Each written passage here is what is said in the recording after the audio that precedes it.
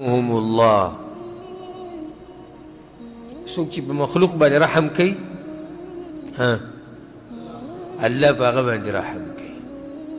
يرحموا من في الارض يرحمكم من في السماء. په ځمکه والا باندې تاسو رحم کوئ، اسمان والا به په تاسو کوي. یو حدیث کې راځي وی پیغمبر صلی الله علیه وسلم په منبر ولاړ دی وی يرحموا ترحموا، رحم کوي په تاسو به کېږي، واغفروا یغفر لکم، او د خلکو خطاګانې معاف کوي الله به ستاسو هغه معاف کړي. یو حدیث ما تاسو ته بیان کړی م، یو صحابي راغی په انسانانو باندې رحم کول خو ډېره غټه خبره. یو صحابي راغی وی یا رسول الله زه چې کله څاروی لالومه او ګډه لالومه نو دا زړه مې ډېر سوځي. پیغمبر صلی الله علیه وسلم ته وی شاهد ان رحمتها رحمك الله، زه چې ته په ګډه باندې دومره مهرباني کوي الله به ته ور په څاروو باندې چې شفقت کوي الله به تا باندې شفقت کوي. د دې انسانانو سره او د دې مخلوقاتو سره دا معاملې اسانې کوي، الله به تاسو سره خپل معامله اسانه کوي. سختي مه کوئ چې چا په چا باندې قرض راوي نیسي د مرۍ نه. معمولي ولا څوک ګاډی وجنګي، ګاډی ولا راواچي بس دی نه نه نه حکومت به راځي او دا به دا کې لکه بس خبره ختمه که. ته هم ډېرې غلطیانې کړي دي، ډېر څه ځینې شوي دي، الله به رسول ګورې دي سختي به وکړي، بیا به ځان خلاص نه کړي. ځکه پیغمبر صلی الله علیه وسلم په یو حدیث کې دعا غوښتلې دغه چا لپاره وایي رحم الله عبدا، الله دې په هغه بنده باندې رحم وکړي چې خرڅ کوي، څه شی اخلي، څه معامله اخلي، څه معامله کوي نو ډېره په اسانتیا یې کوي، سختي پکې نه جوړوي. تاسو د الله د بندګانو سره اسانتیا پیدا کوي، الله به تاسو سره پیدا کوي. څو شوي؟ اته. نهمه ذریعه د الله د رحمت ته ګټلو د ښه کار امر کول او د بد کار نه منع کول. الله په سورة توبه کې دا خلک ذکر کړي دي چې مؤمنانو کې دا صفت دی په سړو کې او په ښځو کې، یأمرون بالمعروف وینهون عن المنکر. په آخره کې الله وایي اولئک سیرحمهم الله، په دې خلکو باندې به الله څه کوي؟ الله به پرې رحم کوي. اته شو. نه لسم صفت د الله ذکر ډېر کول. حدیث کې دا راغلی په صحیح سنن ترمذي کې دا حدیث دی چې څوک د الله ذکر ډېر کوي الله پرې رحم کوي. یو لسم رشتې پالل. ته چې رشتې ساتي الله به په تا باندې رحم کوي. یولس پورې دي که نه دي؟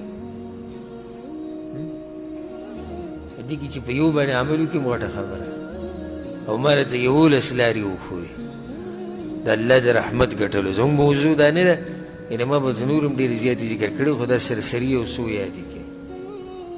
نو څو نومونه شو؟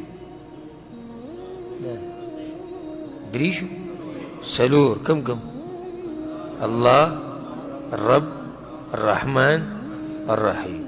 پنځم به ووایو په دې به در ساتم. الحی، ژوندی ذات. وتوکل علی الحی الذی لا یموت، او ځان وسپاره په هغه ذات باندې چې مرګ پرې نه راځي.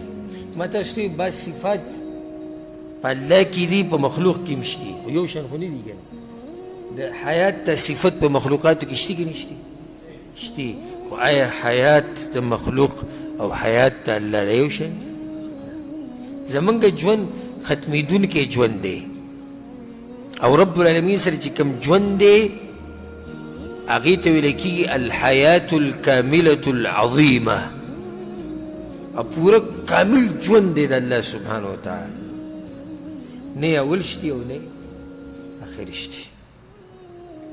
زمونږ خو اول هم دی او زمونږ اخر هم دی. د الله د ژوند نه اول شتي او نه اخر شتي، نه تې مخکې څوک او نه تې وروسته څوک شته داسې ژوند دی د الله لا تأخذه سنة ولا نوم دا مرګ خو پرېږده خوب پې هم نه راځي د خوب هغه جټکه هغه جوټه پې هم نه راځي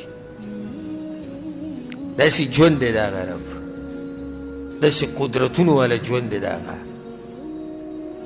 رب العالمین دا صفت او دا نوم چې کله انسان واوري که نه چې الله سبحانه وتعالی یو نوم دی الحی نو زه به ته صرف یو فایده ذکر کړم بس ته کې زموږ سره وخت هم ختمېدو والی دی الحی نو خپلې ټولې رابطې دا که حی ذات سره جوړې کړه په دې مخلوق پسې را باز لګیا منډې وهي که نه پلاني صاحب پسې لاړم او پلاني صاحب پسې لاړم دا پلاني صاحب څه وخت بعد نه وي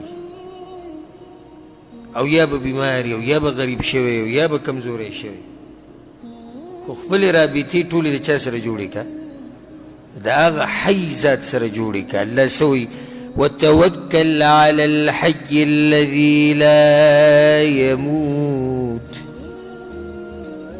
او په هغه رب باندې ځان وسپاره ای پیغمبره الحی الذي لا يموت چې په هغه باندې مرګ نه راځي پیغمبر صلی الله علیه وسلم په دعا کې هم دا وي یو دعا په صحیح مسلم کې ده پیغمبر صلی الله علیه وسلم اللهم انی اعوذ بعزتک لا اله الا انت ان تضلني بیا به وي انت الحی الذي لا يموت دا هغه ژوندی ذات چې په تا باندې مرګ نه راځي والانس والجن يموتون او په انسانانو او پیریانو باندې خو مرګ راځي او چې کله دې د دغه ذات سره رابطه و چې دا ژوندی ذات دی که نه ژوند به دله ښایسته کړي د ژوندي ذات سره د ژوندي ټکي نه دا فایده واخلئ د ژوندي ذات سره چې د رابطه وه نو څه به دې ښایسته شي ژوند به دې ښایسته شي الله څه وایي په سورة النحل کې من عمل صالحا من ذكر أو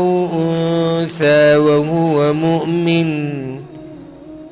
چا چې نیک عمل کول که دی نارینه دی که زنانه ده او دی مؤمنی فلنحيينه حياة طيبة الله وی مونږ بوله ژوند ورکو ښایسته ژوند به وله ورکو دا ژوند هله انسان ته میلاویږي چې د ژوندي ذات سره رابطه مضبوطه شي یو فایده دا راووته چې تا ته پته ولګېده چې الله نه وده کېږي نه ستړی کېږي نه پرې خوب راځي او نه پرې مرګ راځي نو بیا به ته په کوم ځای کې ځان د الله نه پټ کړي چې ګناه وکړي دا فایده دې راووته که راونه وته اوس یو سړی ګناه کوي او زړه کې رالو چې وایي دا خو الحی الذي لا يموت هغه کوم رب چې ژوندی دی د همیشه دپاره هغه ماته ګوري نو داسې وخت نشته چې ته انتظار کوې چې په هغه رب باندې به خوب راشي یا به ستړی شي یا به معنی یا به زما نه اوري